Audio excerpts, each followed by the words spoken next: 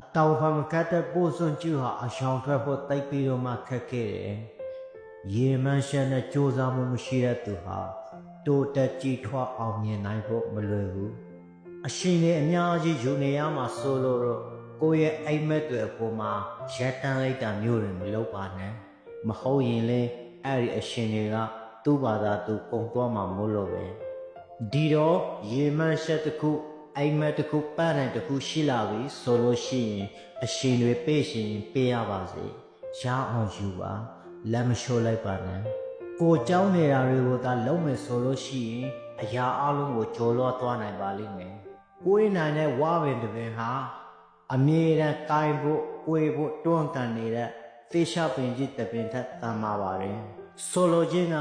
ပြုလွေပြောင်းလွေဖြစ်တဲ့သူတယောက်ဖြစ်အောင်ဘဝမှာကြိုးစားနေထိုင်ဖို့လိုတယ်ဒါမှကိုယ်ကတန်မာတဲ့လူတယောက်ဖြစ်ပါလိမ့်မယ်။ယုံကြည်ခြင်းဆိုတာက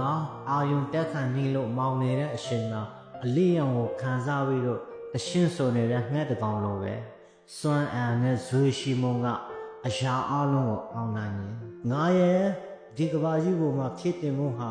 ဒီနှစ်နောက်ဆုံးနေ့ဖြစ်တယ်ဆိုပြီးတော့မှတစ်ခါတော့စူးစမ်းကြည့်ပါလား။မင်းအကြည့်ကြည့်ထူရှားလာပါလိမ့်မယ်။တိမ်လိုက်တယ်ဟာကိုဘွားလေးကိုဝင်လာရင်မိုးတွေဖြစ်နေမရွာရှားရအောင်မုန်တိုင်းဖြစ်နေမတိတ်ခတ်ရအောင်လှပတဲ့ခေါင်းခင်တစ်ခုဖြစ်အောင်ကိုကဖန်တီးလိုက်ပါ